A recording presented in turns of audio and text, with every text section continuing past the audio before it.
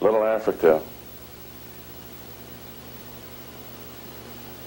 was possibly the most prosperous area that blacks had ever collectively developed any place in the world.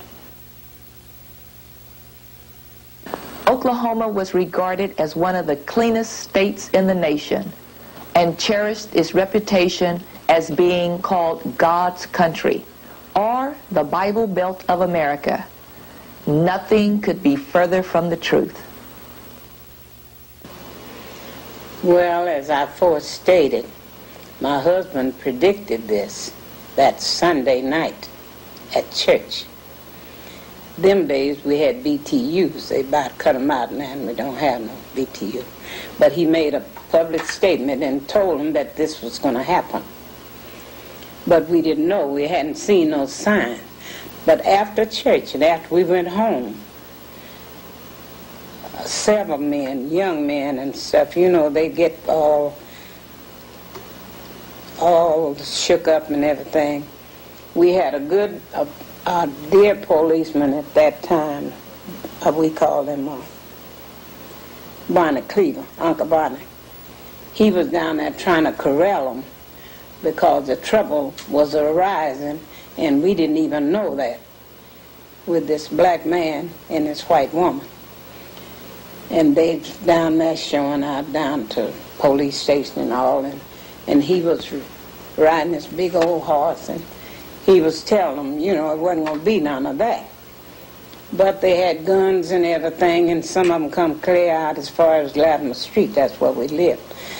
And running by that, men, get your guns. Get your guns. Blood's running on Greenwood like water. My husband said, that's just a lie. That's what he said, excuse the word. But he told me, he said, don't get disturbed about that. Say, they running along with them guns and shooting and going on. And say, in the morning when they need them, they're not going to have no ammunition, and the white folks not going to let them have it. Won't give them nothing. So that's the way it started off with us. Well, naturally, women always get excited. And but we didn't have any children then, and my husband, he was consolation for me. He's the one who saw the vision. I didn't see it, but he knew he had seen something coming. So he told me, said, Rosie, this is it. Send them, said, those men that's clowning. Said they won't have a bullet to shoot in the morning, and white people won't let them have none. So we went on to bed. And he said, you go to bed, I'm going down here and see what they're doing. He ran down on Greenwood. Come back, said they ain't doing nothing, just clowning. He talked about them down there with their guns in their hand. And policemen was trying to corral them. So he said, well, we'll go to bed. He said, but no telling what's going to happen. So we did. And he woke me up about daylight that morning. He said, we got to get up and go. The white people had put a machine gun on that big hill right up there and pointed down on all of us down in here.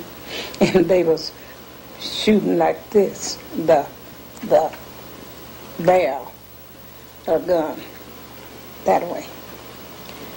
One man that walked and sold vegetables every day, I can't think of his name now, he was shot up there just a block from our house. What you see here is the very famous Mount Zion Baptist Church, a congregation that survived the 1921 riots and managed to rebuild on the exact same location where it was bombed and completely destroyed exactly 70 years ago. In 1921,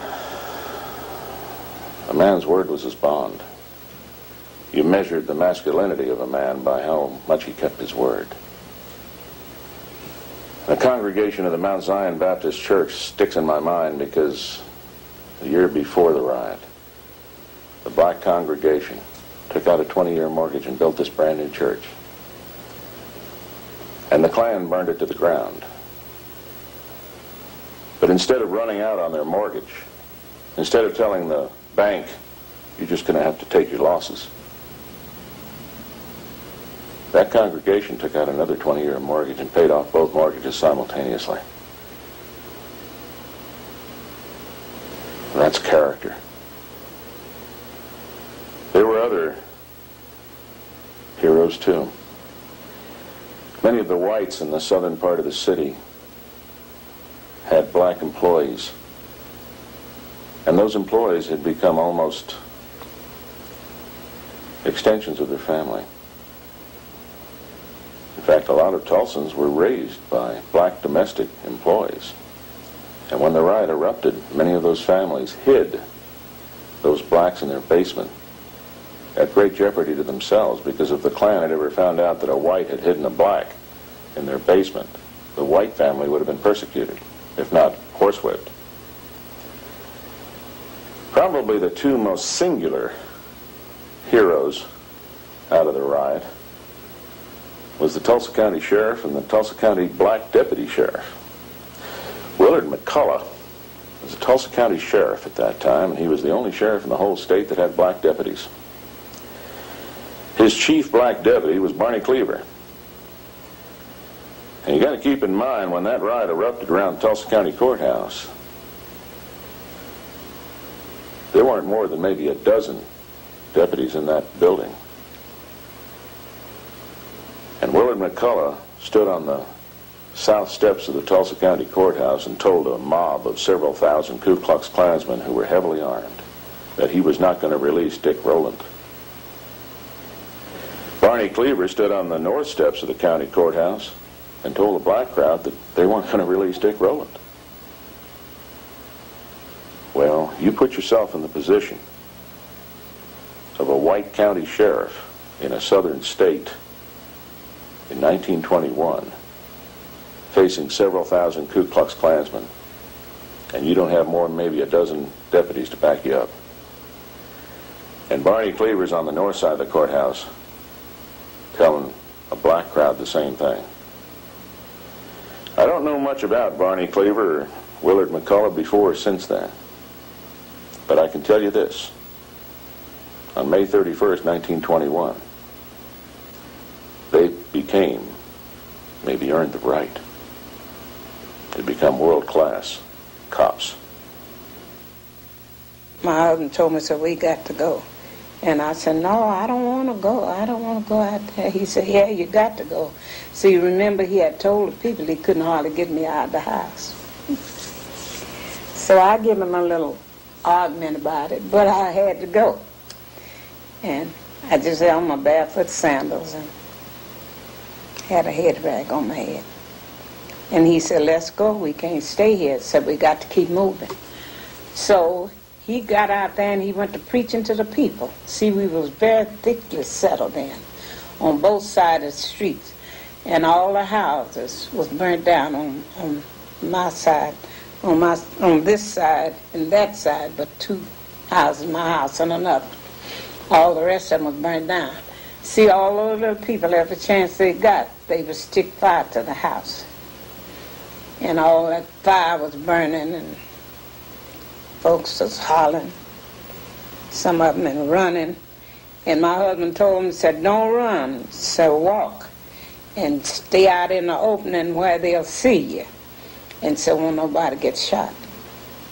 So the bunch we was with, they tried that, and we made it to the park, where about noontime the bells come ringing and the horns and things. And somebody told us, said the militias are coming.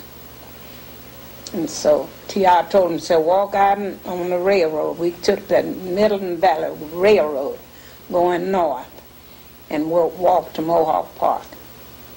And that's where those people caught us. They was in trucks. It must have been some mighty big trucks. And it was full of soldiers, and the soldiers all come to Tulsa like this, come on us like this. The Klan was extraordinarily powerful in Tulsa in 1921, but then again it was extraordinarily powerful throughout Oklahoma. As a matter of fact, during the 20s, Oklahoma impeached and convicted 2 governors, allegedly, of course, for other charges, but it was an open secret that one of the principal reasons they got impeached and convicted was that they were anti-Klan. Majority of the Oklahoma legislature were either Klansmen or supported by the Klan.